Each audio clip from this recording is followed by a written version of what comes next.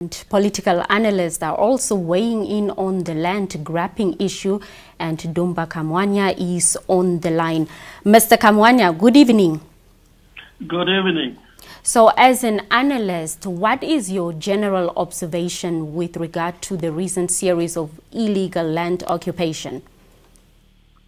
Well, what we are seeing happening there is a result of what is called a soft revolution, meaning that the frustrations, the anger, the desperations are as a result of long time coming because of the situation in which they found themselves.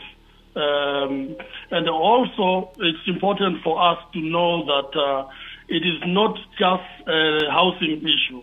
There are many other issues, you know, the inequalities, the unemployment, the environmental injustices. So all those issues have contributed to the situation that we are seeing there in the informal settlement. And also the aspect that is contributing to that is the fact that the structure of our economy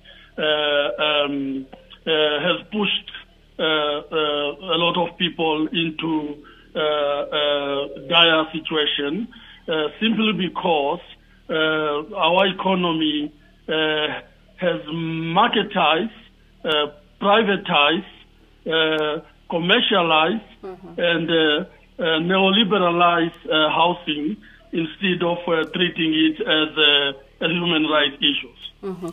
Now, there are some who are claiming that as sporadic as these occurrences may be, they seem to be well organized. Do you agree with that claim?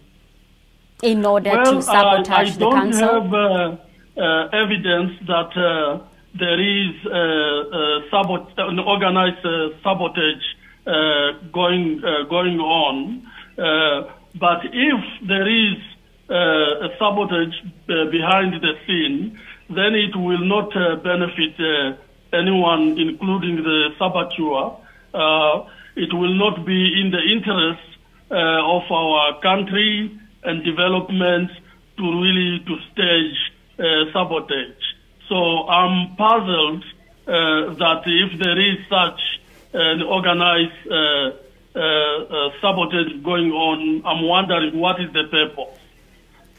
And such events, do you think they'll threaten the future of the coalition agreement that was now signed today? It is too soon to tell. Remember that the coalition has been in power, I think, less than 9 months. Really, it is too short a time to judge. But I think what is going to determine the future of the coalition is the delivery. So if they will be delivering on their promises, especially coming up with transformative changes that will improve or tangibly improve the lives of the residents of the Windhoek, then it's good for them. But if they will do business as usual, then it's trouble for them. Mr. Kamwanya, those who believe, and I would like your view on this as an analyst, those who believe in karma are saying that chickens have come home to roost for the current mayor, Job Ampanda. As you can recall, he was a very staunch critic of demolitions and at some point also instigated illegal occupation before he took office. How do you think that he will deal with this? Yes. Seeing that people really want his audience. Yes. Perhaps Dr. Ampanda has raised the expectation high during his activism before he became the mayor. But it is important for us to understand that it is not the Ampanda thing. It is the town council. So whatever decision that are taken in the town council is not taken by Job Mpanda alone, but it is taken by all the council members, be it LPM, PDM, IPC, AR, and SWAPO. So really, I think we have to take it from that aspect. Yes, he did promise, and also, as I said, that it is really too short, really, to make a conclusive judgment in terms of the delivery of this new council. Okay, and there seems to be a problem when it comes to the delivery of land, especially the process, the speed at which the needs are met. Now, Mr. Kamwanya, is there a lasting solution to this, especially urban land?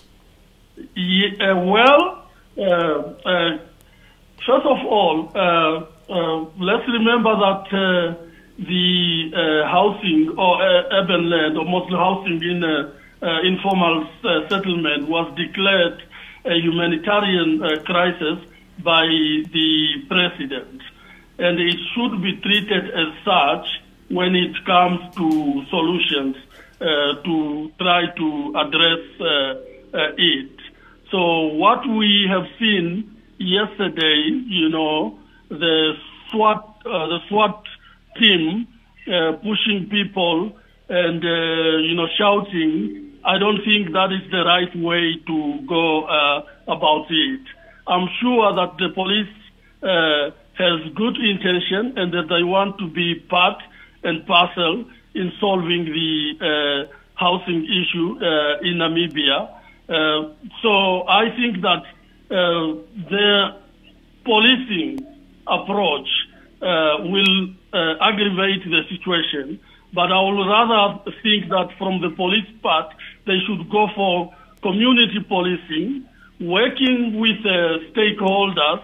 There are a lot of NGOs, there are municipal offices there, there are also government services, and those people that work there, they know the issues and they know the community members. They can help in diffusing situation. So what I'm advocating for is a multi-sectoral approach. For example, we have the Shack Dweller Federation, yes. And they have been doing a phenomenal job there.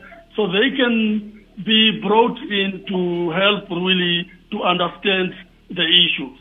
And lastly, I will say that there is a need to review the policies.